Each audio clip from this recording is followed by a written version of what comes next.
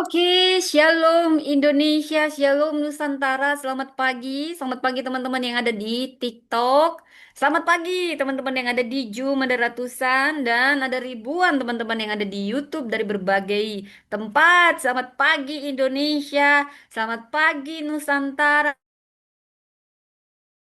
Ya, 22 Juli. Wow, kasih karunia Tuhan melimpahi kita. Kasihnya selalu baru setiap pagi. Oke, saudara siap mendengarkan firman Tuhan? Mari kita buka hati kita, saudara. Kita biarkan Roh Kudus mencelikkan mata kita, mengajari kita apa yang Dia inginkan. Ya, Tuhan yang akan beracara penuh, saudara. Ya, mari kita bersatu di dalam doa. Bapak Surgawi, terima kasih Bapak untuk pagi hari yang indah ini. Saya hanya alatmu, sembunyikan di balik kuasa salibmu. Urapi hamba, penuhi dengan hikmat. Biarlah yang hamba sampaikan semuanya sama persis seperti yang kau inginkan. Roh Kudus tuntun hamba, berbicara lewat mulut bibir hamba, kuduskan, biar hanya kebenaran firman-Mu yang mengoreksi, menutrisi, itu yang hamba sampaikan. Dan biarlah Roh Kudus ambil alih, kami patahkan segala siasat iblis, kami patahkan segala benteng-benteng keakuan penghalang pemberitaan firman-Mu, dihancurkan oleh kuasa darah Yesus. Dan setiap hati kau jamah, kami bukan hanya pendengar, terutama kami pelaku firman-Mu. Dalam nama Tuhan Yesus kami berdoa. Haleluya, haleluya. Amin, amin, amin, amin. Selamat pagi Nusantara, selamat pagi pulau-pulau, selamat pagi semuanya. Apa kabar saudaraku? Saya berdoa semuanya dalam keadaan sehat, dalam keadaan baik, ya, penuh dengan sukacita seperti biasanya. Amin.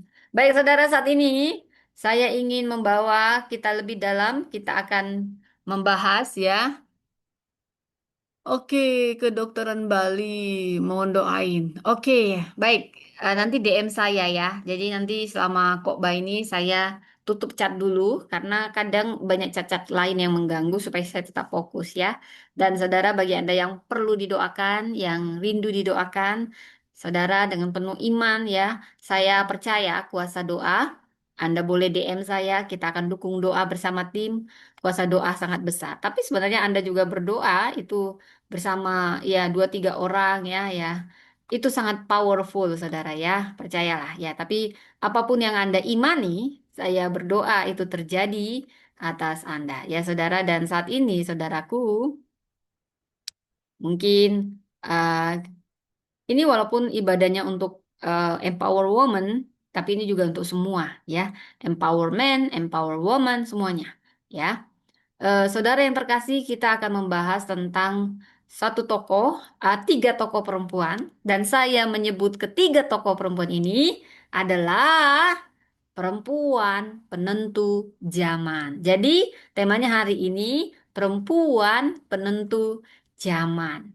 Nah, saya dosen kepemimpinan Kristen dan saya ingin membawa Anda kepada tema-tema Alkitab di mana juga kita belajar kepemimpinan, saudara. Ya, jadi Anda walaupun tidak kuliah atau apapun Anda dapat seminar kepemimpinan, saudara ya. Mari kita baca dari Hakim-Hakim 4 ayat 4 sampai 9 dan Hakim-Hakim 5 ayat 7. Jadi nanti juga kita akan membaca dari kisah Ratu Esther karena cukup panjang maka dipilih di Esther 4 ayat 13 sampai 16. Dan ayat kunci dari tokoh seorang perempuan yang sangat intelek, saya menyebutnya perempuan intelek, namanya Priscilla, ya seperti nama saya juga berdoa, jadilah intelek ya, intelek ya, mitra dalam pemuritan ya. Kisah Para Rasul 18 ayat 24 sampai 28 dan Roma 16 ayat 3 sampai 5. Saudara, dari teks-teks Alkitab ini Anda bisa baca ya saudara, jangan cuma dengar, kita akan eksegesis. Saya ingin Anda tahu ini adalah perempuan-perempuan penentu zaman. Sebenarnya ada banyak tokoh di Alkitab, saudara, yang luar biasa, mungkin jarang dibahas, saudara. Selamat pagi semua yang baru bergabung ya, saya tutup dulu chatnya.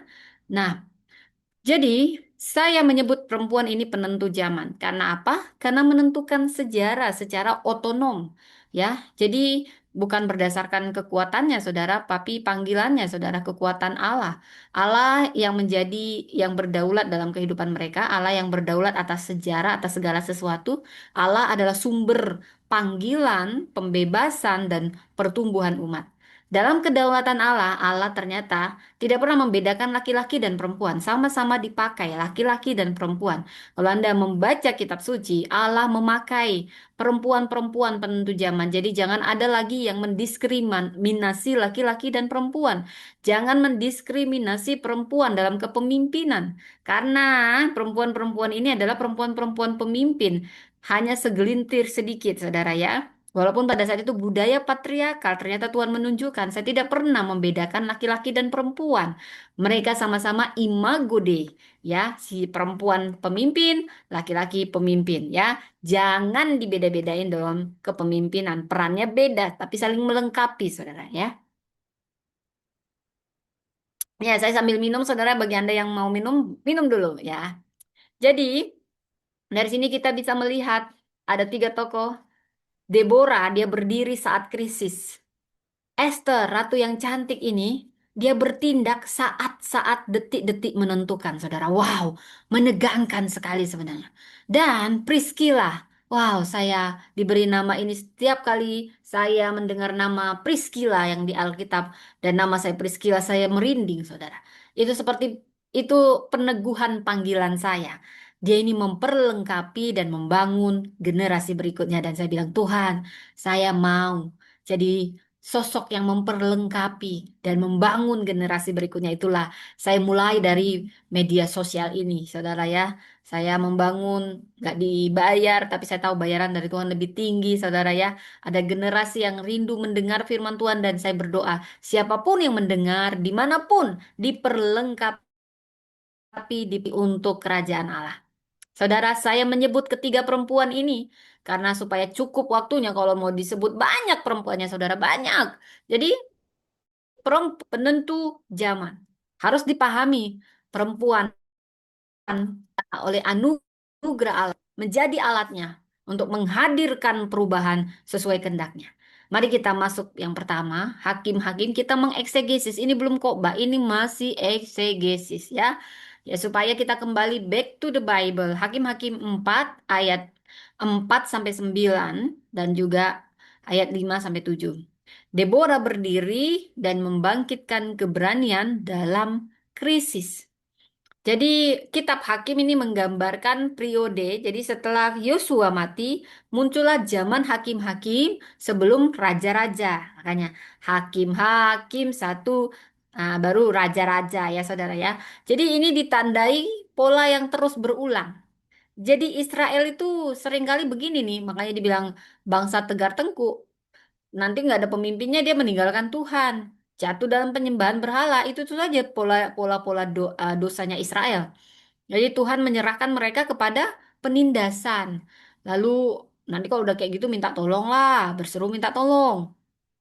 Dan Tuhan membangkitkan seorang hakim atau pembebas, saudara.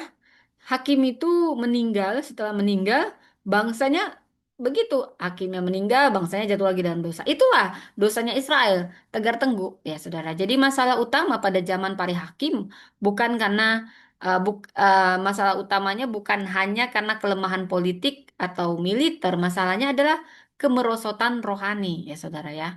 Sangat merosot rohaninya, saudara. Sebentar begini, sebentar begitu. Jadi cepat merosot rohaninya, saudara. Ya, jadi saudaraku yang terkasih, dari sini kita bisa membahas lebih dalam, ya, macam-macam semuanya, ya, saudara. Nah, jadi kita akan belajar dari sini, saudara, dari perempuan penentu zaman ini. Tapi kita eksegesis dulu satu persatu perempuan ini. Luar biasa, saudara. Kalau kita tadi sudah membuka ya, ada yang berdiri dalam krisis. Kita sudah lihat bagaimana setelah Yosua ada hakim-hakim. Nah, jadi sering sekali orang-orang Israel berbuat benar pada pandangan sendiri pada zaman hakim-hakim. Dan di Hakim-hakim 4, Israel berada di bawah penindasan Yabin. Siapa Yabin? Yabin adalah raja Kanaan. Panglima tentaranya disebut Sisera. Ini yang jadi kaki tangannya, tangan kanannya ya. Dia memiliki 900 kereta besi. Nah, jadi cukup banyak gitu ya, 100 kereta besi. Kemudian dia juga bisa, pokoknya perlengkapan politiknya itu luar biasa, saudara. Ini yang menakutkan bagi Israel, ya saudara ya. Jadi Israel berpaling gitu ya.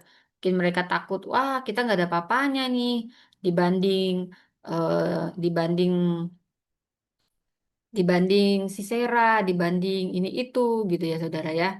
Nah, kalau kita masuk lagi dalam kisah Deborah ini sebagai nabi ya, dia perempuan yang luar biasa, saudara. Saya bangga sekali kalau membaca perempuan-perempuan yang eh, berani seperti Deborah, seperti Esther, seperti Priscilla. Mereka nih punya kesamaan sebenarnya. Ketiganya sama-sama berani, sama-sama, tapi lebih dalam yang mau buat supaya lebih tajam.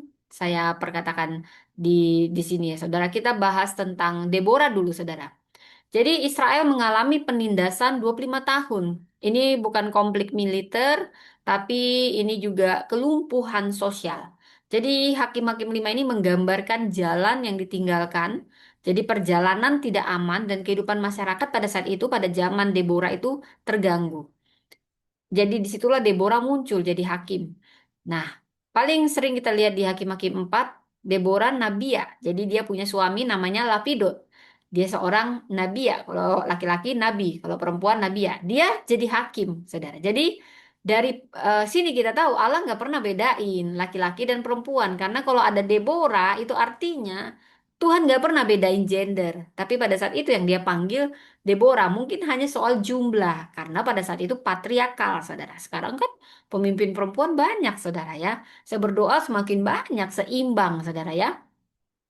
Jadi Deborah menyampaikan perintah Tuhan ya kepada Barak ya. Deborah memanggil Barak menyampaikan bahwa Tuhan memerintahkannya mengerahkan pasukan dari suku Naftali dan Jebulon. Tuhan sendiri akan menarik Sisera ke sungai Kison dan menyerahkannya ke tangan Israel. Jadi ini penting karena ini menunjukkan bahwa Deborah bukan sumber utama kemenangan. Deborah tidak berkata saya punya rencana untuk mengalahkan Sisera. Dia menyampaikan, bukankah Tuhan Allah Israel memerintahkan demikian. Jadi inisiatifnya itu berasal dari kedekatannya pada Tuhan. Tuhan yang memerintah, Tuhan yang menggerakkan peristiwa, Tuhan yang menyerahkan Sisera. Deborah ini pembawa dan penafsir panggilan Allah. Saudara, kepemimpinan Kristen, ya, ini bukan tentang memaksakan visi pribadi kita.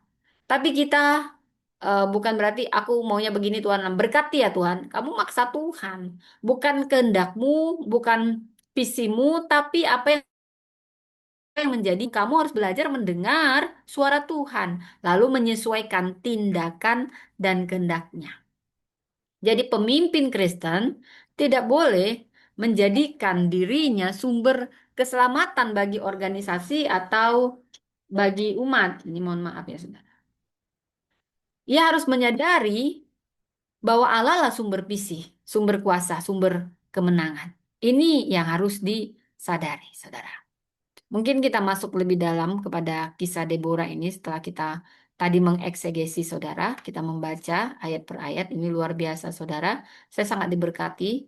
Saya ya, saya sangat terpesona dengan keberanian Deborah dan keberaniannya itu bersumber dari hubungannya dengan Tuhan. Ya, saya bersyukur ya, saudara. eh, Kalau saat ini banyak perempuan yang jadi pemimpin dulu masih dibatasi. Dari Deborah kita tahu bahwa Tuhan nggak pernah bedain laki-laki dan perempuan. Dan perempuan salah satu ya yang mau saya ceritakan Deborah sebagai perempuan penentu zaman. Jadi kita tadi sudah bicara tentang politiknya pada zaman Deborah. Nah, sekarang pada saat itu hakim bangsa mengalami kekacauan. Sementara kita juga akan belajar dari Esther yang cantik. Dia hidup sebagai perempuan Yahudi, saudara ya. Dia hidup sebagai perempuan Yahudi di mana pada saat itu bangsa Yahudi adalah buangan, bangsa buangan. Nah, dan pada saat itu itu tengah kekuasaan Persia. Dia berada di istana, tetapi bangsanya sedang menghadapi ancaman pemusnahan.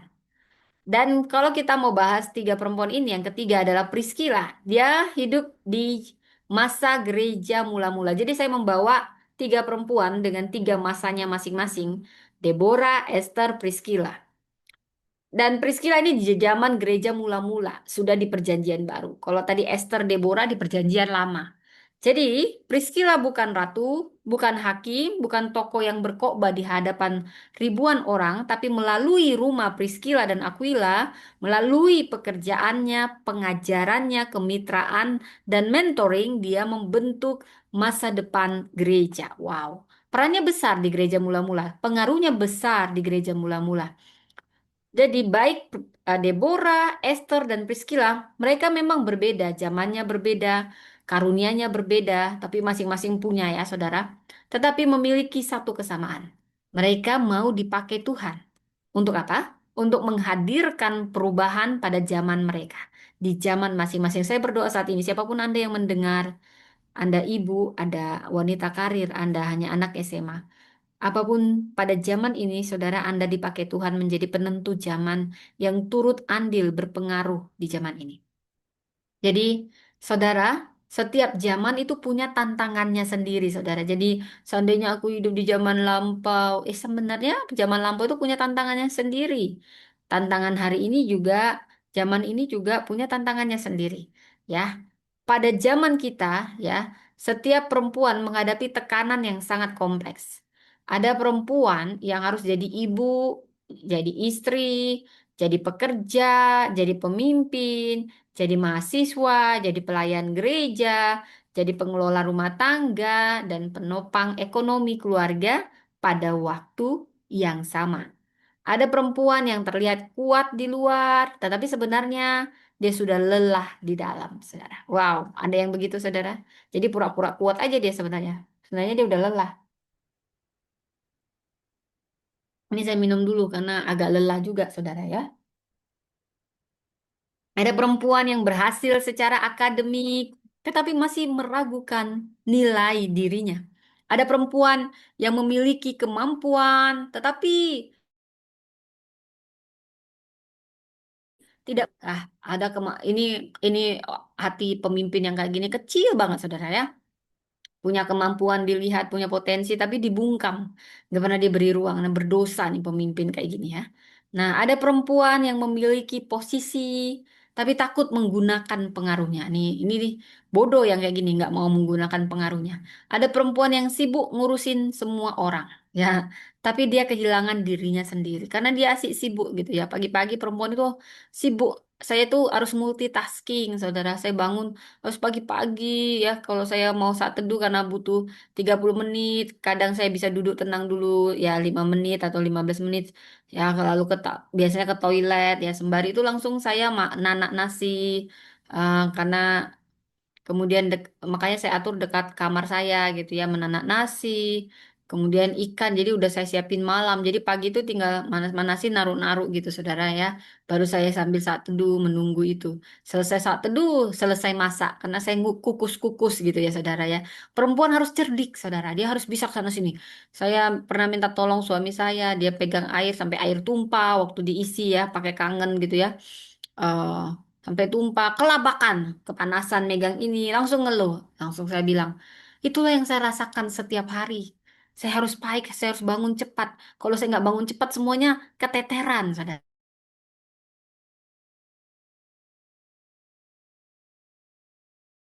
Ya, ada perempuan yang punya, yang sudah melayani bertahun-tahun, tapi dia mulai bertanya, aku ini punya dampak nggak? Nah, saking dia sudah terbiasa melayani, sampai nggak. Nah, saya tahu juga rasanya begitu, saudara ya. Kita udah melayani, nggak dibayar, malah nabur. Kita nggak dihargai, gitu, saudara. Ya, cuman dimanfaatin doang ya. Nah, jahat yang begitu ya, saudara ya, yang begitu memperlakukan hamba Tuhan ya. Nanti Anda menyesal seumur hidup ya, saudara ya. Nah, ada perempuan ya yang mungkin, apakah boleh perempuan memimpin? Masih ada yang nanya sampai sekarang, saudara. Boleh, perempuan boleh memimpin. Ada yang lebih penting lagi pertanyaannya. Kalau Tuhan kasih kesempatan, kapasitas, pengaruh, pendidikan, pengalaman, dan panggilan kepada perempuan, bagaimana kita harus menggunakannya bagi kemuliaan Tuhan? Nah, saudara, kepemimpinan dalam Alkitab tidak pertama-tama bicara tentang jabatan. Kepemimpinan bicara tentang pengaruh yang diarahkan kepada tujuan Allah. Kita dapat memiliki jabatan tinggi, tetapi tidak memimpin siapapun menuju kebaikan. Sebaliknya, ada seorang yang mungkin tidak punya jabatan formal, tapi kehadirannya, karakter perkataannya, tindakannya sudah sangat mengubah kehidupan banyak orang. Wow! Karena itu, saat kita bicara tentang perempuan penentu zaman, kita tidak sedang mengatakan bahwa perempuan jadi pusat sejarah. Allah tetap menjadi Tuhan atas sejarah. Allah yang berdaulat, Allah yang memanggil, Allah yang melengkapi, Allah yang membuka jalan, Allah yang memberikan kemenangan. Namun dalam kedaulatannya Allah memilih laki-laki atau perempuan. Allah ingin melibatkan kita semua. Karena itu saudara, kita harus paham ya, Allah berkali-kali memakai perempuan menjadi bagian penting dari karya penebusannya di sepanjang sejarah. Coba perhatikan bagaimana Allah, karena Allah buang, karena Mesias akan lahir dari perempuan, bukan laki-laki. Dan perhatikan, perempuan berperan penting untuk menjaga jalan mesianik datang. Musa yang harus disembunyikan. Siapa yang mengantar Musa ke Sungai Nil? Kakaknya, kakaknya perempuan, namanya Miriam. Kenapa bukan abangnya? Kenapa laki perempuan, saudara? Ya, nah, kakaknya yang mencarikan inang pengasuh, kakaknya yang mengorbitkan mamanya sendiri untuk menyusui, dia yang mendekati putri Firaun, perempuan juga kan yang dipakai Tuhan untuk jalan penyelamat, ya, yang menyelamatkan orang-orang yang nanti dipakai ya. Jadi seimbang Tuhan pakai ya. Jadi jangan lagi membedakan perempuan dan laki-laki dalam kepemimpinan. Allah memakai Sarah dalam sejarah perjanjian karena dari rahim Sarah Tuhan bisa pakai sekalipun Hagar adalah kesalahan yang dibuat Sarah, tapi Tuhan tetap menjaga perjanjiannya dengan Sarah dengan juga menjaga perempuan yang jadi korban seperti Hagar. Ya. Jadi Allah memakai Miriam dalam perjalanan Israel, ya, karena kalau nggak ada Miriam mungkin Musa sudah lama mati, saudara ya, diganti juga pasti nanti yang lain. Allah juga memakai Rahab, Rahab pelacur dalam rencana keselamatan sampai Rahab masuk garis Mesias, saudara ya. Dan Allah memakai Hana melalui doa dan penyerahan Samuel. Perhatikan perempuan-perempuan, ini semua perempuan yang Tuhan pakai. Allah memakai Abigail untuk mencegah Daud melakukan kesalahan besar.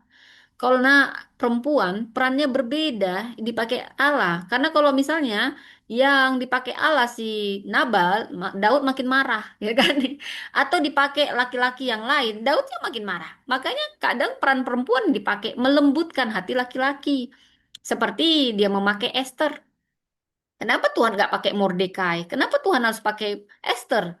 Ya, karena Tuhan tahu perannya perempuan di mana. Kadang perempuan Tuhan pakai untuk menaklukkan hati pemimpin-pemimpin laki-laki, saudara ya. Ya, jadi karena perempuan punya sisi kelembutan ya, dia juga bisa pakai laki-laki, tapi ada saatnya peran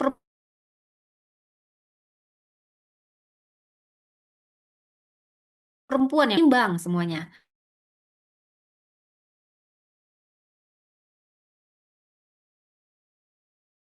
Tuhan bahkan Ruth masuk garis keturunan Mesias karena ini baik Ruth, baik Rahab, ini luar biasa aib jadi anugerah. Kemudian Maria, dia perlu Maria untuk melahirkan juru selamat, Yesus Kristus yang jadi puncak keselamatan kita, saudara. Jadi Allah memakai perempuan-perempuan sebagai saksi pertama kebangkitan Kristus. Allah memakai Lydia untuk membuka rumahnya bagi pelayanan Injil di Filipi, saudara. Coba nih. Lydia ini orang kaya banget nih, saudara ya. Penjual kain ungu pada saat itu kain mewah ya. Sekarang itu kayak dia itu trendsetternya gitu ya, karena pakaian dulu belum ada mall-mall, jadi orang lebih lihat ke pakaiannya, ke bangsawan, belum lihat rumah-rumah ya, mungkin rumah besar, tapi itu juga terlihat dari pakaiannya gitu. Kalau sekarang sih bisa banyak yang pakaiannya mewah juga belum tentu kaya gitu ya, karena banyak barang-barang yang murah-murah sekarang saudara ya. Belum ada seperti itu dulu ya saudara ya. Jadi yang pakai ungu itu pasti bangsawan saudara ya. Nah, kayak saya nih wanita bangsawan ya kan. Jadi Allah memakai Deborah, memakai Esther, memakai Priscilla untuk menghadirkan perubahan. Perubahan yang bagaimana? Yang melampaui kehidupan mereka. Karena itu, saudara, saya memberi tema perempuan penentu zaman, bukan ajakan untuk meninggikan diri bagi perempuan. Tapi ini panggilan bagi kita semua, baik laki-laki dan perempuan, untuk menyerahkan diri kepada Tuhan. Bukan untuk membangun kerajaan pribadi, tetapi untuk mengambil bagian dalam kerajaan Allah. Bukan untuk membuktikan siapapun, mau laki-laki mau perempuan lebih hebat, atau membuktikan perempuan lebih hebat dari laki-laki, bukan. Tapi untuk menunjukkan bahwa Allah dapat memakai siapapun untuk menjadi alatnya, yang penting bersedia menaatinya. Saudara, kalau kita bicara tentang kepemimpinan perempuan, khususnya kita harus paham pondasinya dulu. Segala sesuatu dimulai dari pondasinya, benar nggak nih? Goyang nggak nanti? Jadi sebelum kita masuk kepada kehidupan Deborah, Esther, Priscilla, kita perlu membangun pondasi yang benar, pondasi teologis yang benar. Tanpa pondasi teologis, pembicaraan tentang kepemimpinan perempuan itu akan jatuh ke dalam dua ekstrim. Apa itu? Ekstrim pertama, menganggap perempuan tidak punya peran penting dalam karya Allah. Wow, ekstrim kedua, menjadikan kepemimpinan perempuan sebagai proyek pembuktian diri dan perebutan kuasa. Bukan. Kepemimpinan perempuan bukan untuk pembuktian diri. Nggak perlu buktikan diri. Memang kita perlu perempuan. Perempuan sudah terbukti karena tanpa perempuan nggak ada lahir lu pada. Lu semua lahir dari perempuan. Ya kan? Jadi nggak perlu membuktikan diri. Dan juga nggak perlu merebut kekuasaan. Karena semua sama, saudara ya. Jadi Alkitab tidak mengajarkan keduanya untuk membuktikan diri atau merebut kuasa. Tapi perempuan diciptakan menurut gambar Allah. Kejadian 1 ayat 27 jelas dikatakan, ini kata Alkitab, bukan kata saya. Maka Allah menciptakan manusia itu. Menurut apa? Menurut gambarnya. Menurut gambarnya diciptakannya dia. Apakah laki-laki saja? Tidak. Perempuan juga diciptakannya. Diciptakannya mereka. Perempuan gambar Allah, laki-laki gambar Allah. Itu pondasi mutlak. Jadi nggak bisa bedain laki-laki dan perempuan karena sama-sama gambar Allah. Anda merendahkan perempuan, Anda merendahkan Allah. Anda merendahkan anak perempuan, Anda sedang merendahkan Allah. Anak perempuan itu gambar Allah. Tanpa perempuan, Anda nggak lahir ke muka bumi ini. Ya, mungkin pun Anda mirip sama mama Anda daripada bapak Anda. Ya, jadi jangan lagi membedakan laki-laki dan perempuan. Karena sama-sama diciptakan menurut gambar Allah. Artinya, martabat perempuan bukan pemberian masyarakat, tapi bukan juga pemberian suami, bukan pemberian gereja, tidak ditentukan oleh status pernikahan, pendidikan, atau pekerjaan, tidak juga ditentukan oleh usia, penampilan, atau keberhasilan. Martabat perempuan itu berasalnya dari Allah sendiri. Nah, jadi gambar Allah, perempuan dipanggil untuk mencerminkan karakter Allah, menghadirkan karakter Allah, menjalankan tanggung jawab, mengelola ciptaan, membangun kehidupan, dan menghadirkan kebaikan. Jadi dalam Kejadian 1:28 ini menunjukkan bahwa mandat untuk beranak cucu, memenuhi bumi, menaklukkannya, berkuasa atas ciptaan diberikan kepada laki-laki dan perempuan.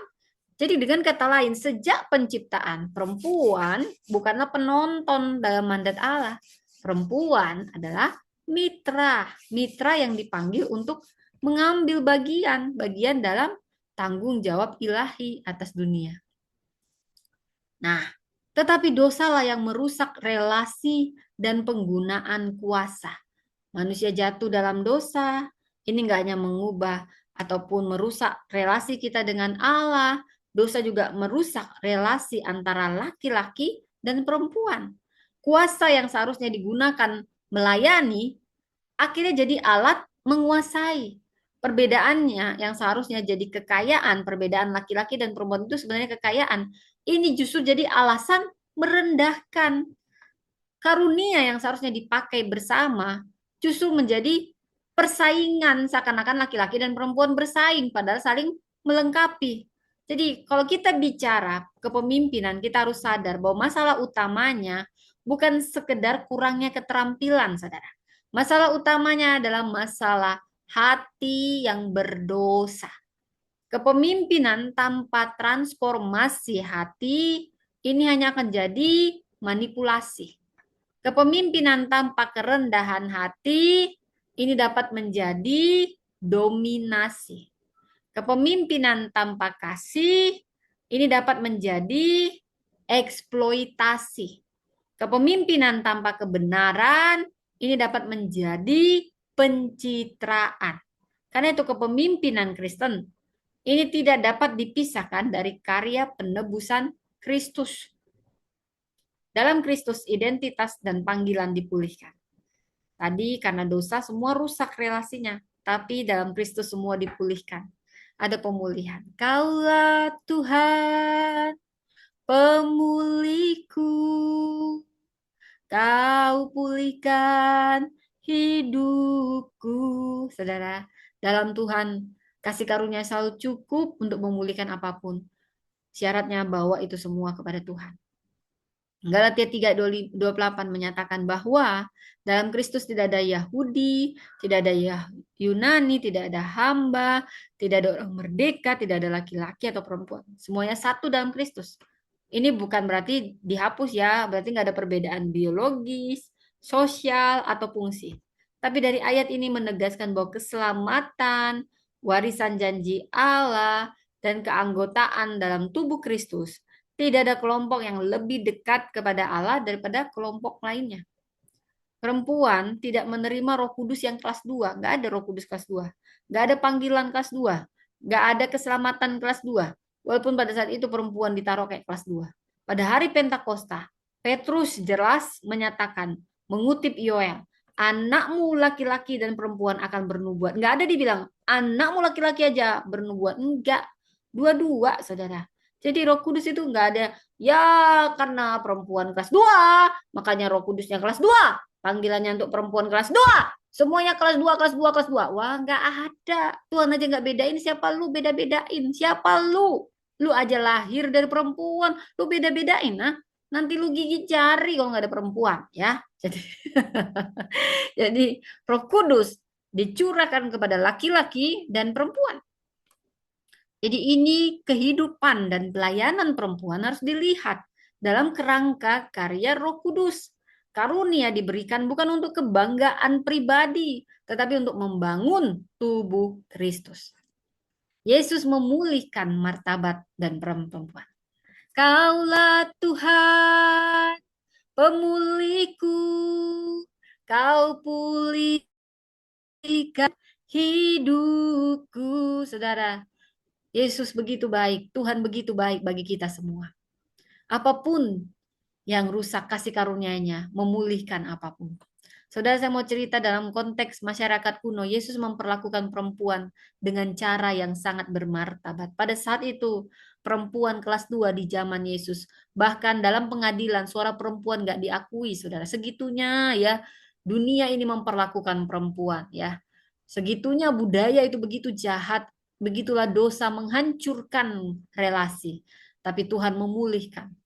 Dia berbicara terbuka. Yang dia cari bukan perempuan bangsawan. Mana perempuan bangsawan? Mana yang kaya raya? Mana yang bangsawan-bangsawan kaya raya? Baru aku mau ngomong sama mereka. Aku ini juru selamat. Justru yang dia cari yang dibuang, saudara.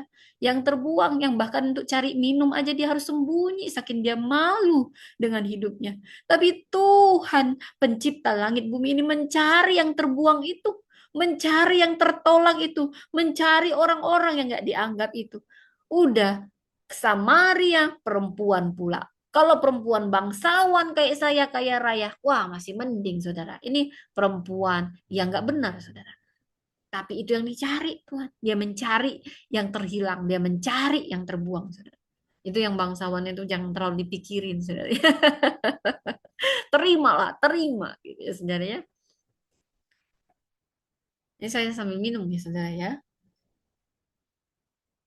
Dia menerima Maria duduk sebagai murid di kakinya karena dulu perempuan bahkan nggak dikasih sekolah saudara. Mungkin ketakutan nanti perempuannya jadi lebih pintar. Jangan, jangan. Mungkin ada yang begitu laki-lakinya. Dia merasa terancam. Ya, nggak juga sih karena budaya ya. Ini bicara budaya bukan kebenaran. Tapi Yesus sendiri memberi kakinya. Pada zaman itu, pada waktu itu budayanya perempuan nggak boleh belajar. Perempuan nggak boleh ngapa-ngapain, saudara. Tapi Yesus sedang menunjukkan, hey, manusia-manusia, Anda yang tidak berhati besar dengan kemajuan perempuan. Saya ini Tuhan, saya suruh itu ya, yang saya datangin perempuan-perempuan yang nggak dianggap ya. Ya, ini Maria dia duduk tenang di kaki Yesus. Dia nggak pernah merasa Tuhan, kami nggak dianggap para perempuan ini. Tapi Yesus membiarkan anakku. Nggak pernah lah aku bedain laki-laki dan perempuan. Ini manusia-manusia laknat ini yang membedakan. Nih, akan kutunjukkan transformasi, transformasi. Gitu ya. Ini kayak anti banget gitu ya sama sama kepemimpinan perempuan gitu ya. Jadi dia membela perempuan yang dipermalukan. Pada saat itu diseret, mungkin keadaannya, pakaiannya. Aduh, tahulah kalau baru berzina ya, nggak perlu saya beberkan bagaimana mungkin. Itu malu sekali rasanya saudara ya. Sudah hancur hati, lagi berzina, kedapatan berzina, mungkin kan sama-sama tidak berpakaian gitu ya saudara. Tapi yang diseret dan dipermalukan, ya itu perempuannya aja, laki-lakinya mana? Mungkin gini, ya laki-laki pasti yang menyeret itu duluan laki-laki tuh. Ya kan kalau perempuan mungkin dia agak-agak nutupin lah kecuali perempuan yang jahat juga ya saudara ya ada juga kayak gitu. Nah mungkin dia bilang laki-laki kau sembunyi lu sembunyi kau sembunyi ini perempuan aja nih yang kalau berzina perempuan aja yang dihakimi. Kamu nih manusia munafik. Kamu bilang kedapatan berzina. Mana laki-lakinya. Sudah mati dia, Yesusnya udah marah gitu ya. Kamu bilang dia kedapatan berzina. Berarti ada laki-laki. Kamu sembunyikan kemana laki-lakinya? Atau tiba-tiba laki-lakinya sudah megang batu. Padahal dia juga berzina. Kadang kita cuma lihat selumbar di mata saudara kita.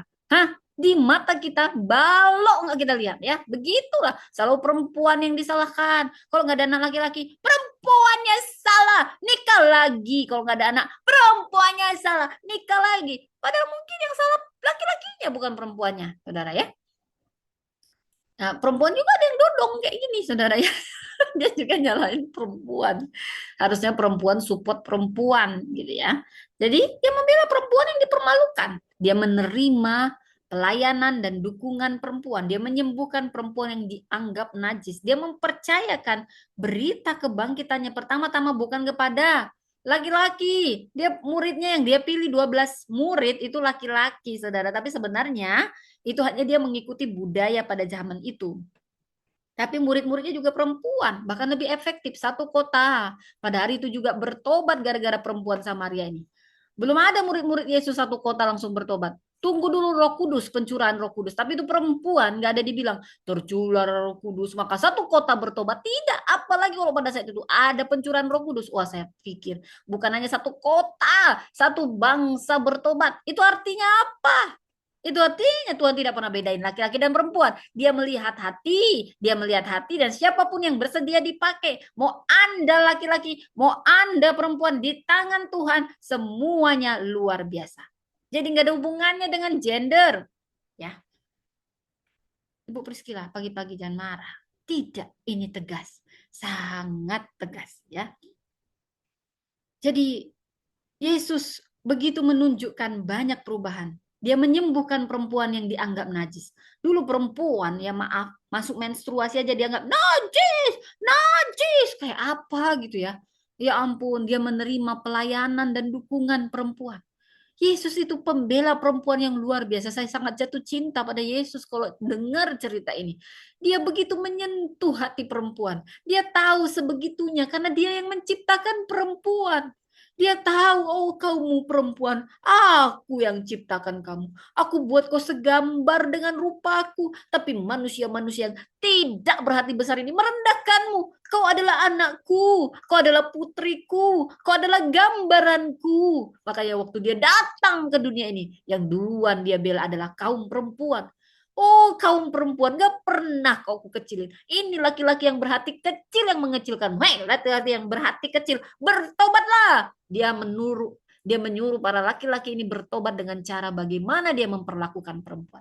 Hormati perempuan. Lihat ini, dia memanggil ibu. Dia sangat menghormati ibunya, Bunda Maria. Dia menghormati perempuan-perempuan yang gak dianggap, saudara.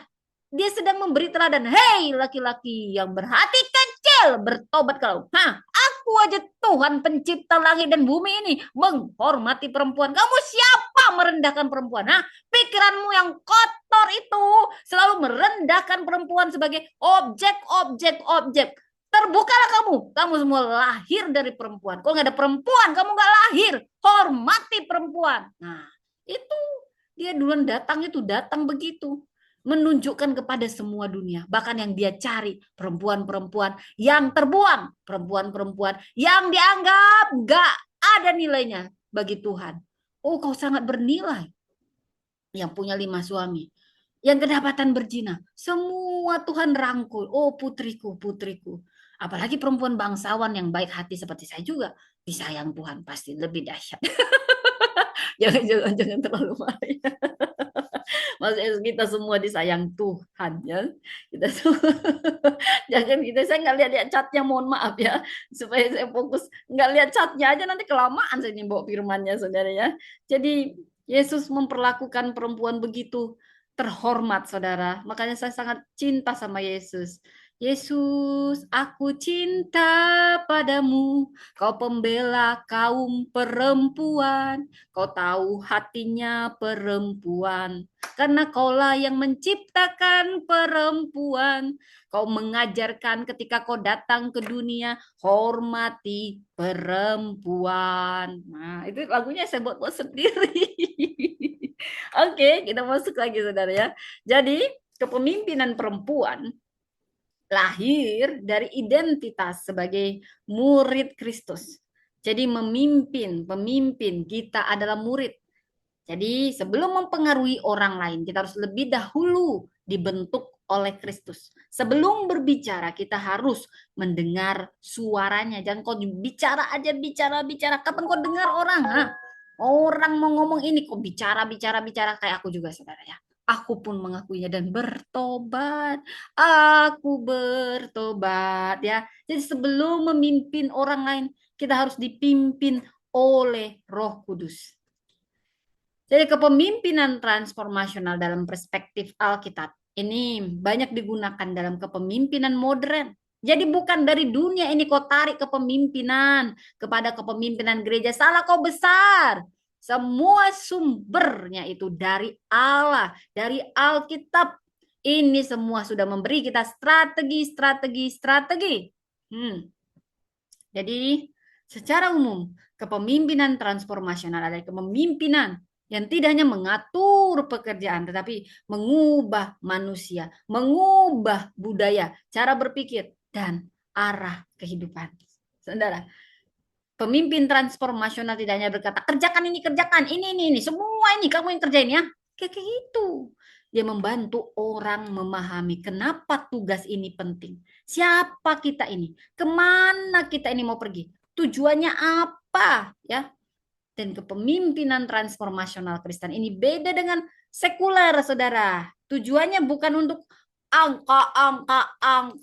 Pokoknya untung. Ini bermanfaat, masih bermanfaat, pakai. Nggak bermanfaat, kita rugi. Singkirkan pelan-pelan. Nggak usah peduli. Singkirkan pelan-pelan, begitu. Oh tidak. Kamu gak ada dunia, sama kamu kayak dunia ini.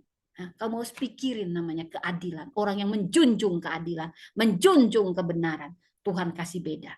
Mungkin ini orang nggak buat produktif, tapi kita ini tidak seperti dunia ini, nyingkirin orang. Ini angka, kita tidak sedang melihat angka, kita melihat wajah manusia. Kalau Tuhan lihat angka, bumi ini udah lama hangus. Kalau Tuhan lihat angka, dia nggak perlu cari-cari orang-orang itu yang berdosa-berdosa ya. Mana ini hotel paling mewah? Saya mau tidur di situ. Kamu nggak tahu aku nih Tuhan? Tuhan, nah? Aku ini hanya nyamar jadi manusia. Tidak. Kalau Tuhan lihat angka, untung rugi. Dunia ini dimusnahkan aja, nggak ada untungnya. Manusia bejat nggak tahu diri. Hah? Begitu juga dalam kita ini diuji. Jangan kamu itu berelasi. Ini apa untungnya ini? Beli asuransi saya kagak ya? Beli alat yang sedang saya jual kagak ya? Hah? Semua ajas manfaat. Hah? Kamu berteman sama dia cuma apa manfaatnya? Hah? Itu saja yang kau pikirin. Tulus, hati ini tulus. Hati yang tulus seperti merpati. Hanya kau yang memiliki. Saudara, jadi jangan cuma mau lihat angka produktivitas untung rugi, saudara ya. Yang kau tabur kau tuai. Ya, kadang saya itu bisa menyelesaikan banyak orang. Karena saya juga kesulitan keuangan, tapi saya mikirin dia. Dia seorang janda. Saya nggak mikir angka. Kadang saya bilang Tuhan, supaya saya ngemat-ngemat, supaya saya bisa beri ini orang. Nggak mungkin saya selesaikan pekerjaannya. Dia menanggung banyak orang. Dia menanggung ada keluarganya, saudara. Ini mah nggak ada untungnya. Tapi itulah bedanya kepemimpinan Kristen sama kepemimpinan sekuler karena kita bergantung pada Allah. Semua sumbernya, berkatnya dari Allah. Kata dunia, resesi, resesi, resesi. Kata kita resepsi. Jadi jangan lagi untung rugi. Angka. Lihatlah wajah. Ada wajah yang kita sakiti, kita hianati, karena kita singkirkan pelan-pelan. Apa kau tidak percaya bahwa itu dari Tuhan? Saudara, keberhasilan organisasi, popularitas, atau pencapaian visi pemimpin. Tujuan akhirnya adalah kesetiaan kepada Allah, terwujudnya kehendak Allah. Pemimpin Kristen tidak mengubah orang menurut gambarnya sendiri. Pemimpin Kristen menolong orang semakin serupa dengan Kristus, bukan serupa dengan dirimu. Ya, kita tidak membawa orang untuk menjadi pengikut pribadi kita. Jadi kok nggak usah pusing. Hah, dia sudah pindah gereja. Hah, kalau gitu gak usah lagi ku temani. Ah, dia nggak gereja sama aku, apa untungnya? Dia sakit walaupun aku sakit pernah dia datang. Dia kan gak gereja aku. Begitu. Nah itulah kamu ya. Mikirin bisnis untung rugi. Gak punya hati lagi kayak gitu. Saudara, kita bukan cari pengikut diri kita, pengikut Kristus, mau gereja manapun dia. Kalau dia bertumbuh, berbahagialah. Oh, aku puji Tuhan dia bertumbuh. Apalagi kalau di gerejamu, kok batas-batasi pertumbuhannya, bertobatlah kamu. Yang kamu tabur, pasti kamu tuai. Ada Roh Kudus bilang, hei, kamu ini bukan lagi membangun tembok gereja, tuh ngembangin orang, kan memperkedil orang supaya posisimu, ya. Nah, jadi kita ini bukan untuk mengumpulkan kekuasaan, tanggung jawab, mematikan potensi orang. Aku dipilih jadi pemimpin Komsel. Ini ada yang S3. Jangan kasih kesempatan. Biar kita ini nampak. Kita ini pemimpinnya. Makan tuh, sak sandal-sandal jemaat, sak semua yang kau pimpin. Makan. Bukan itu. Kepemimpinan itu bukan posisi. Panggilan, saudara. Dan kita ini bukan, memangnya kamu tuh diriin Komsel atau apapun untuk batasi potensi orang. Kamu mematikan nyala api orang lain supaya kamu kelihatan besar. Supaya kamu pantas, oh aku sudah terlanjur dipilih jadi pemimpin Komsel. Jadi yang, ini berpotensi, jadi lebih hebat dari aku. Oh caranya, tekniknya, jangan beri kesempatan. Bahkan untuk baca doa pun jangan. Tuhan marah. Kamu gagal jadi pemimpin. Orang kecil kayak kamu gak bisa jadi pemimpin besar. Karena pemimpin besar adalah orang-orang yang berhati. Itu syaratnya. Orang berhati besar mengembangkan orang, bukan menutup, bukan mengecilkan potensi orang. Itu ketakutan terancam, terancam, terancam. Pasti dia akan menuai yang dia tabur. Kamu ngangkat orang lain, kamu terangkat, kamu nggak akan pernah lebih rendah. Sekalipun orang yang kamu angkat itu kacang lupa kulitnya. Wah, saya banyak menemui itu. Saya angkat, dia lupa sama saya. Bahkan dia nginjak saya saat di atas. Siapa itu apa? Kesombongannya sudah mendahului kehancurannya. Percaya ketika kau ngangkat orang, ngembangin orang, gak usah merasa terancam nanti mereka lebih dari kamu. Bagus kalau mereka lebih daripadamu. Kalau mereka lupa diri, lupa sama kamu yang pernah ngangkat, kesombongan mereka sudah mendahului kehancuran mereka. Ada waktunya yang mereka tabur, mereka tuai. Tapi kamu juga, kamu tahu berbuat baik, kamu tahan, nanti dia lebih tinggi dari aku. Aku tahan, ku tahan. Maka ada berkat-berkat juga yang ditahan Tuhan daripadamu. Karena Roh Kudus sudah bilang, lakukan.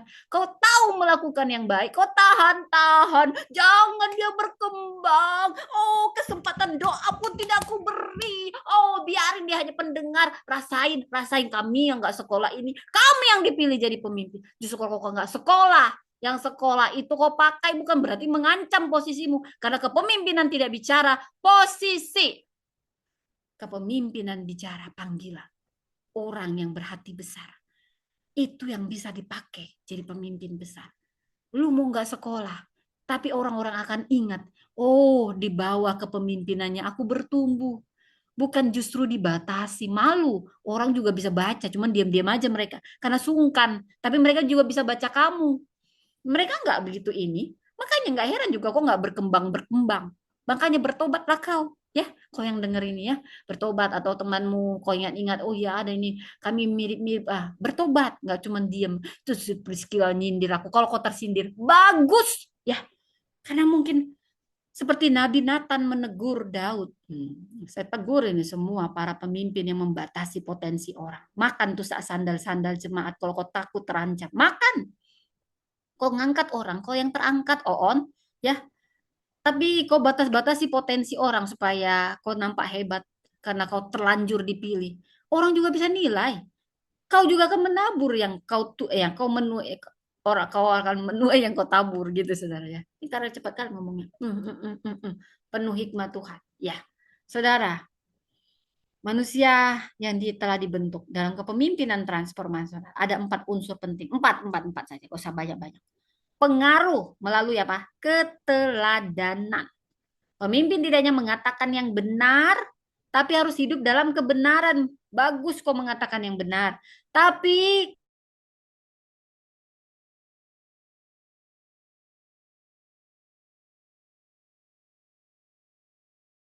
nggak dihormati orang tua, ya. Itu mengatakan kebenaran tapi tidak hidup dalam kebenaran, itu beda.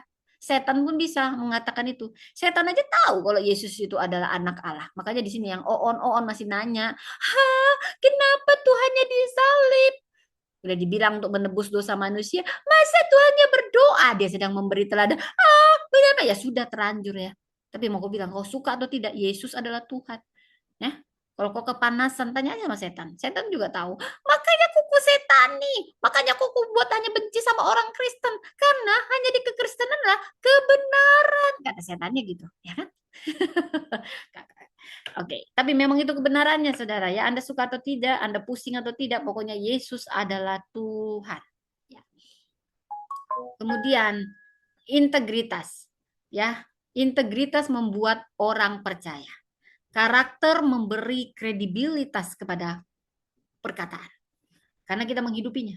Jadi keteladanan memberikan bentuk nyata kepada nilai-nilai yang diajarkan. Yang kedua, kepemimpinan transformasional itu kemampuan membangkitkan visi dan harapan.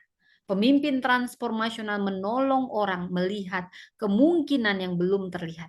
Saat orang lain hanya melihat krisis, krisis, krisis, sekarang 2026 krisis, krisis.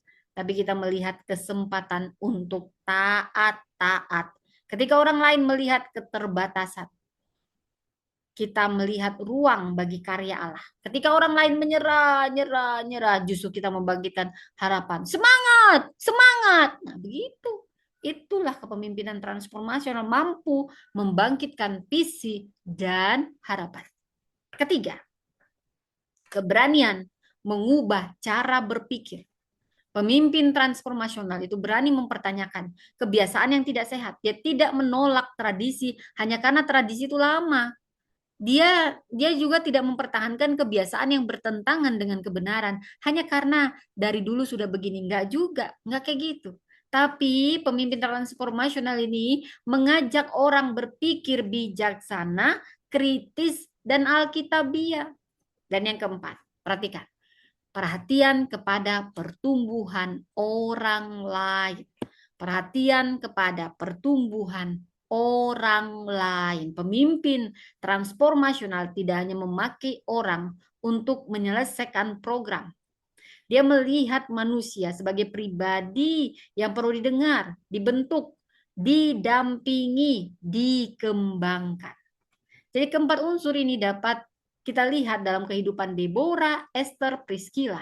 Dari Deborah kita belajar untuk berdiri. Dari Esther belajar bertindak. Dari Priscilla memperlengkapi. Deborah, dia perempuan yang berdiri dalam krisis. Hakim-Hakim 4 ayat 4 sampai 5 katanya pada waktu itu Deborah seorang nabi ya, istri Lapidot. Jadi dia ini lengkap, paket lengkap. Memerintah sebagai hakim atas Israel duduk di bawah pohon kurma Deborah antara Rama dan Betel, pegunungan Efraim. Orang Israel menghadap dia untuk berhakim kepada dia. Kemudian dalam Hakim-Hakim 5 ayat 7, Deborah berkata, penduduk pedusunan diam-diam saja di Israel. Ya mereka diam-diam sampai engkau bangkit Deborah. Bangkit sebagai ibu Israel. Jadi Deborah hidup pada masa kacau, kacau, kacau. Inilah bukti perempuan bisa menjadi pemimpin di tengah kekacauan. Deborah kuncinya. Deborah bukan kuncinya, Deborah contohnya. Kitab Hakim-Hakim menggambarkan salah satu masa paling gelap dalam sejarah Israel di masa munculnya Hakim Deborah. Karena Israel ini tegar tengkuk, selalu polanya begitu. Nah, sebentar-sebentar tinggalin Tuhan, penyembahan berhala, barulah ditaruh kami, begitu kan? Begitu terus Israel ini. Jadi sampai setelah pembebas itu meninggal, bangsa itu jatuh lagi. Kitab Hakim-Hakim ini ditutup dengan kalimat sangat sedih. Setiap orang berbuat apa yang benar menurut pandangannya sendiri. Ini bukan hanya krisis politik, ini krisis rohani. Saat manusia tidak lagi menempatkan Tuhan sebagai pusat, setiap orang menjadikan dirinya sebagai ukuran kebenaran. Zaman Deborah, Israel ditindas Yabin, Raja Kanaan. Panglima tentaranya bernama Sisera. Dia memiliki 900 kereta besi. Jadi dia punya simbol kekuatan militer yang besar dan Israel pun ketakutan selama 20 tahun. Jadi pada saat ketakutan itu jalannya sepi. Perjalanannya nggak aman, saudara. Kehidupan sosialnya lumpuh. Keberanian bangsanya hilang, saudara. Dan saat itulah Deborah hadir. Pemimpin tidak selalu memilih jalannya, tidak selalu memilih zamannya, namun pemimpin harus memilih bagaimana dia merespon zamannya. Kita tidak dapat memilih semua keadaan yang terjadi dalam keluarga kita, gereja kita, masyarakat atau bangsa kita. Kita tidak dapat memilih apakah yang terjadi nanti krisis ekonomi. Kita nggak dapat memilih bagaimana orang memperlakukan kita. Oh harus adil loh. Ya semua keputusan pemimpin juga nggak bisa kita kendalikan. Persoalan bisa datang kapan saja. Tapi kita dapat memilih apa? Bahwasanya kita meresponnya dengan benar, nggak sembunyi, tapi kita berdiri. Berdiri ketika banyak orang diam. Seperti Deborah, ketika banyak orang takut dia berdiri. Dia memberi arah yang benar. Ketika semua kehilangan arah karena dia mendengar suara Tuhan. Dia punya otoritas kenapa? Karena kedekatannya dengan Tuhan. Kamu dekat sama Tuhan, itu nampak. Gak ngaku-ngaku, banyak orang ngaku-ngaku sekarang. Kira laba-laba, laba-laba, banyak kayak gitu Mas Arodi ya. Makin biar nampak hebat, padahal dibuat-buat gitu. Kelihatan kok yang dibuat-buat saudara ya. Tapi saya nggak ngingkarin Mbak Saro. Puasa mesti dibilang-bilang bertahun-tahun itu bukan puasa lagi, itu lagi diet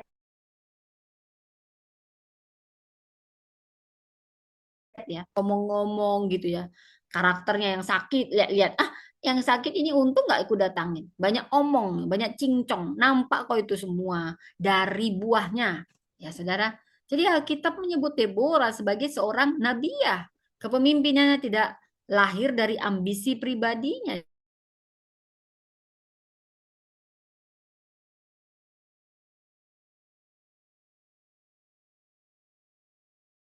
Dia dan pertimbangan. Perhatikan, Deborah tidak berkeliling mempromosikan dirinya, dia duduk di bawah pohon kurma dan orang datang kepadanya. Jadi pengaruh sejati tidak selalu dibangun melalui promosi diri. Seringkali pengaruh lahir dari konsistensi kita, hikmat, integritas, kehadiran yang dapat dipercaya. Dan dalam dunia ini, sekarang ini, ya, orang dapat membangun citra dengan media sosialnya, terlihat sangat rohani, sangat berhasil, sangat pengaruh. Tapi citra bukan karakter. Popularitas bukan otoritas rohani. Pengikut jumlahnya itu bukan ukuran kedewasaan seseorang. Otoritas rohani lahir saat kehidupan kita selaras dengan kebenaran dan disampaikan. Deborah dipercaya karena dia punya kejernihan rohani, hikmat, keberanian. Jadi kepemimpinan perempuan Kristen nggak boleh dibangun di atas kebutuhan untuk diakui, nggak boleh. Tapi harus dibangun atas kedekatan kita sama Tuhan. Karena sebelum Deborah memberi arah kepada bangsa saat dia jadi hakim, dia harus mendengar arah dari Tuhan. Sebelum dia menjadi suara bagi zamannya, juga kita. Kita harus lebih dulu belajar mendengar suara Tuhan. Banyak orang ingin bicara aja, bicara, tapi sedikit mau diam diri di hadapan Tuhan. Banyak orang ingin mimpin, tapi nggak mau dipimpin atau dibentuk. Banyak orang ingin punya pengaruh, tapi sedikit yang mau menjalani proses tersembunyi. Pertanyaannya bukan hanya seberapa banyak orang dengar saya. Pertanyaannya, apakah saya sendiri sungguh mendengar Tuhan? Deborah membangkitkan keberanian Barak. Deborah memanggil Barak berkata bahwa Tuhan memerintahkannya untuk maju melawan Sisera. Barak menjawab, jika engkau turut, aku pun turut. Kita menilai Barak ini penakut, pengejut, tapi perhatikan respon Deborah, nggak pernah merendah malukan orang-orang yang seperti ini. Dia nggak bilang, hei, kamu laki-laki apa kayak kamu nih, nggak berguna. Aku ini perempuan berani. Masa kamu laki-laki nggak berani? Hah, pusing kepalaku. Nggak ada dia ngomong kayak gitu, ya kan? Ya, karena itu saya tambah-tambah. Ya kan? Jadi nggak juga ngomong gitu. Tapi apa katanya? Singkat, tapi memotivasi. Baik, aku nurut katanya. Inilah kepemimpinan transformasional. Deborah tidak menggunakan kelemahan Barak untuk membesarkan dirinya, tapi dia hadir untuk membangkitkan keberanian Barak, saudara. Pemimpin transformasional tidak selalu mengambil alih tugas orang, tapi dia menemukan keberanian untuk menjalankan panggilannya dan dia menolong orang lain menjalankan panggilannya. Ada perempuan yang disebut kuat karena mampu melakukan semuanya sendiri, Wonder Woman. Tapi kekuatan sejati bukan berarti kita melakukan semuanya sendiri. Saudara, Deborah menyebut dia ibu Israel. Mungkin nanti akan kita banyak lagi, saudara. Pada saat ini Deborah dan Esther ini perempuan yang bertindak pada saat yang menentukan. Ya, dia Esther ini memperlihatkan providensia Allah, saudara. Nah, dikatakan di situ bagaimana Mordekai mendengar rencana pembunuhan raja. Ada waktu ketika Tuhan bekerja secara kelihatan, ada juga waktunya tersembunyi, saudara. Deborah pada saat orang Israel, orang Yahudi terancam mati karena si Haman yang iri dengki, dia keluar dari zona nyamannya. Dia menyelamatkan bangsa Yahudi yang hampir dimusnahkan oleh Haman. Dia memulainya nggak mau mencari aman bagi dirinya. Anda yang suka cari aman, ya, Anda yang suka cari aman, Anda nggak akan pernah aman. Tapi lihatlah si cantik ini, si cantik Esther. Dia berkata untuk saat seperti ini dia dengerin orang lain, Mordekai. Dia nggak cari aman. Anda ini yang namanya putri-putri Indonesia, jangan cari aman Anda. Gunakanlah putri Indonesia itu untuk membela kekristenan. Bukan untuk kau cari uang, bukan untuk kau tampil-tampil doang. Buat apa kamu kayak gitu? Nah, ya, jadi kita tiru si Esther ini pemenang konteks putri kecantikan. Dia nggak hanya jadi ratu, tapi dia menikmati kemewahan istana.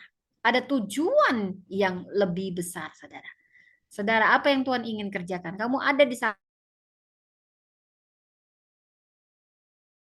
ini nonton drakor sampai kamu lupa. Kenapa Tuhan menempatkan kau di situ? Semua ada tujuannya. Jangan juga kalau mau melakukan sesuatu itu bertindak impulsif, harus ada strategi. Seperti Esther yang tidak ceroboh. Dia punya persiapan yang matang, saudara. Ini menunjukkan tindakannya itu sangat bergantung kepada Allah dan dia punya keberanian itu untuk bertindak, bukan nekat karena dia taatnya dari doanya, pertimbangan dan penyerahannya kepada Tuhan. Puasa dulu baru susun langkah. Maka yang dipilihnya sangat strategis. Dia pilih waktu, dia menggunakan pendekatan bijaksana, dia mengadakan perjamuan, dia buka semua. Dia nggak langsung buka, ini mau bunuh aku ini. Dia baca situasi dulu, dia bangun momentum dulu, dia menyampaikan permohonan pada waktu yang tepat. Jadi dari sini kita belajar bahwa iman dan strategi bukan lawan. Ini menggantikan perencanaan. Perencanaan menggantikan, bukan berarti perencanaan ini, oh kita udah berencana nggak perlu doa, bukan. Tapi orang yang hanya berdoa tapi nggak bertindak sama sami maun, saudara. Karena kita juga harus bertindak dengan tanggung jawab. Kita menyusun strategi tapi tetap bergantung pada Allah. Supaya kita nggak manipulatif dan sombong. Inilah yang dilakukan Esther, berpuasa tapi juga berstrategi. Dia susun setelah dia berdoa, strategi itu lahir dari Allah. Ya, jadi kamu berdoa dulu, tapi jangan doa-doa, kamu nggak bertindak, kamu nggak pasang, kamu hanya berstrategi, tapi nggak dilakukan. Sami maun, ya, itu sami maun atau ramen, ya, bukan. Ya, itu beda. Jadi kita perlu belajar komunikasi, paham masalah, kelola konflik, baca konteks, rencanakan, bangun tim, evaluasi dampak, bukan tanda kurang rohani, tapi diserahkan kepada Tuhan. Dan Esther ini menerima resiko, kalau termaksa aku mati, aku mati. Jadi dia tahu di titik yang paling taat, dia tinggalkan semua zona nyaman. Selalu ada harga yang harus dibayar. Kepemimpinan itu bayar harga. Bisa waktu, kenyamanan, popularitas, bahkan nyawa. Jadi kadang kita harus berani untuk membuat suatu keputusan walaupun sangat beresiko. Pengorbanan Kristen bukan berarti membiarkan kita disalahgunakan. Tapi kita harus jadi alat, bukan untuk memanipulasi. Jadi dari Esther ini kita belajar tentang bertindak. Ada saat diam, ada saat bicara. Ada saat berada di belakang layar, ada saatnya kita berada di hadapan kekuasaan menyatakan kebenaran. Saudara mungkin tahu persoalan dalam keluarga, dilihat dulu, dikeluhkan, tapi ambil bagian, berdoa supaya Tuhan beri jalan keluar, saudara. Dan yang ketiga, kita belajar dari Priscilla, perempuan yang memperlengkapi generasi. Kisahnya di Kisah Para Rasul 18. Dia bersama suaminya membantu Paulus, dia menjelaskan jalan Tuhan dengan lebih baik kepada seorang yang sudah hebat, namanya sang mentor. Priscilla ini mentornya sang mentor, saudara. Saya berdoa saya juga bisa seperti Priscilla ini, ya, yang saya dari jauh melampaui saya. Nanti saya melampaui lagi, jauh lagi melampaui. Saya lagi melampaui. Ya, jadi ini memperlihatkan kepemimpinan melalui kehidupan sehari-hari. Dia tidak muncul sebagai pemegang jabatan politik, ya, tapi rumah dan pekerjaannya jadi tempat pelayanan. Tuhan nggak pernah minta yang nggak ada. Apa yang ada padamu gunakan untuk melayani Tuhan. Kamu punya waktu, kamu punya hikmat, kamu punya ide-ide, gunakan. Kamu punya rumah, kamu punya kendaraan, gunakan. Karena kepemimpinan tidak selalu dimulai harus di mimbar, di panggung. Dimulai dari hati yang terbuka, rumah yang terbuka, hati yang bersedia, dan apapun yang bisa dibagikan, yang ikhlas. Priscilla memimpin dalam kemitraan, saudara. Mereka pasangan yang sejoli, melayani, berani ambil resiko, bahkan kasih nyawa. Jadi kepemimpinan laki-laki bukan alasan untuk membungkam perempuan. Ini buktinya. Tubuh Kristus ini dibangun melalui kemitraan. Laki-laki perempuan saling melengkapi, saling menghormati. Jangan ada lagi persaingan atau untuk pengakuan. Kemitraan itulah yang paling bagus untuk misi Allah dijalankan, saudara. Dia ini punya kedalaman teologis, pinter banget Priscilla ini. Dia kan dari Alexandria. Dia bisa ngajarin si Apolos yang hebat ini. Padahal Apolos itu udah belajar di tempat yang paling hebat, namanya Alexandria. Salah satu pusat intelektual dunia kuno. Pasti bicaranya pinter lah kok dia. Mahir dia kitab suci, tahu dia semua. Semangat lagi, antusias. Tapi dia diajarin oleh Priscilla karena pengetahuannya belum lengkap. Priscillanya nggak bilang di media sosial, hah, Apolos, apa nih sekolah di Alexandria? Masa nggak tahu jalan Tuhan? Nggak kayak gitu, dia nggak nyindir-nyindir di media sosial. Tapi dia ngajak makan, ayo makan yuk. Dia nggak merendahkan. Lalu dia jalan, dia nggak permalukan orang. Dia nggak nyerang tiba-tiba sekarang. Dia tidak menggunakan kekurangan, menunjukkan keunggulannya. Tapi bawa ke rumah, dia koreksi. Diajari dengan teliti. Koreksi dapat berubah jadi penghukuman, tapi bisa jadi kasih. Dan disinilah kita melihat bagaimana kita perlu mengenal firman Tuhan secara dalam, bukan mengandalkan perasaan, ya. Tapi belajar teologi bukan untuk jadi sombong, tapi untuk bentuk kasih kita kepada Tuhan. Kita punya dasar kuat untuk mengajar siapapun, mendampingi siapapun, dan membuat pengaruh seseorang, panggilan seorang makin nyata dihidupi. Priscilla memperlengkapi, bukan mengkerdilkan, bukan mengendalikan. Dia tidak mengikat Apolos. Kau ya udah kuperlengkapi kau. Di sini aja kau melayani, jangan macam-macam kau. Di sini, jangan tumbuh-tumbuh di sini. Kau nggak ingat kamu ya? Hah? Nggak kayak gitu. Ya, dia berani mengambil resiko.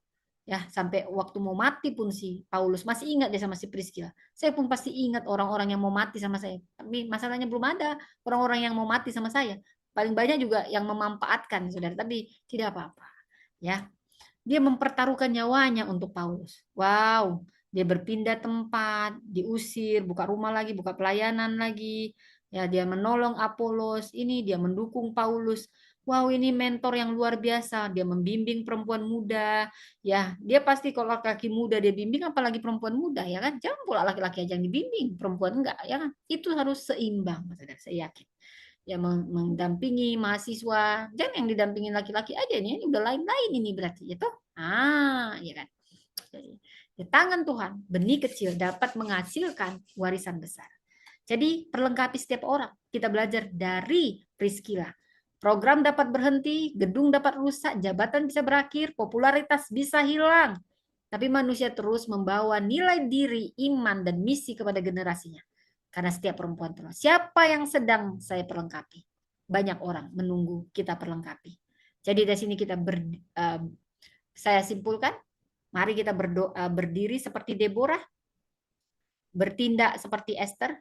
Deborah berdiri untuk mengajarkan keberanian moral dan spiritual, bukan di atas pujian manusia, bukan di atas penampilan atau gelar atau jabatan, tapi kita diciptakan menurut gambar Allah, ditebus oleh darah Kristus, didiami Roh Kudus, dipanggil bagi kemuliaannya. Kita belajar dari Esther yang bertindak. Esther mengajarkan keberanian, menggunakan posisi dan pengaruh pada saat yang menentukan. Dia berdoa, berpuasa, susun strategi, berani ambil resiko. Dia menggunakan untuk menyelamatkan bangsanya. Dia berbicara tentang ketaatan, bertindak tentang ketaatan. Dan Priscilla memperlengkapi, mengajarkan pentingnya kemitraan, pengajaran, relasi, rumah yang terbuka setelah didahului hati yang terbuka dan regenerasi. Saudara, bukan berdiri tanpa bertindak menjadi keteguhan yang pasif. Kita harus bertindak dengan taat, saudara. Demikian firman Tuhan, saudara. Ya, jadi bukan yang jadi dari sini kita belajar 5 transformasi, dari kita tahu identitas kita, ya. Jadi bukan untuk pengakuan kita ada, bukan untuk persaingan tapi kolaborasi. Bukan untuk kesibukan tapi memenuhi panggilan kita dan keberhasilan menuju warisan, saudara. Jadi setiap kita perempuan dalam gereja, dalam dunia pendidikan, dalam apapun, bangun disiplin berpikir, ya. Mari kita ambil tanggung jawab di sini. Kita bangun, kita perlengkapi, kita berdiri. Dimulai dari ketaatan, mendengar suara Tuhan, maka semua strategi itu akan Tuhan nyatakan dalam hidup kita. Mari kita berdoa. Terima kasih Tuhan, hamba-Mu sudah selesai menyampaikan kebenaran firman-Mu yang hidup, memperlengkapi kami. Tolong hamba-Mu Tuhan, Kau yang memperlengkapi makin dalam, dan siapapun yang dengar, dikuatkan, diteguhkan. Terima kasih, kami mau seperti Deborah, Priscilla yang memperlengkapi. Tuntun kami Roh Kudus sepanjang hari, maksimal untuk kemuliaan nama-Mu. Di dalam nama Tuhan Yesus kami berdoa. Amin. Baik saudaraku, karena waktu ya,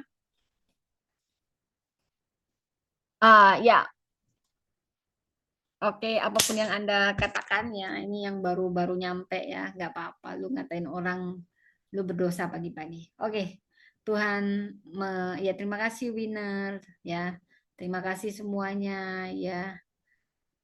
Tuhan memberkati, ya. Ini suara saya mati ya. Oh, ya ampun, suara saya mati rupanya. Maaf ya, suaranya mati. Oke, Tuhan memberkati, dah.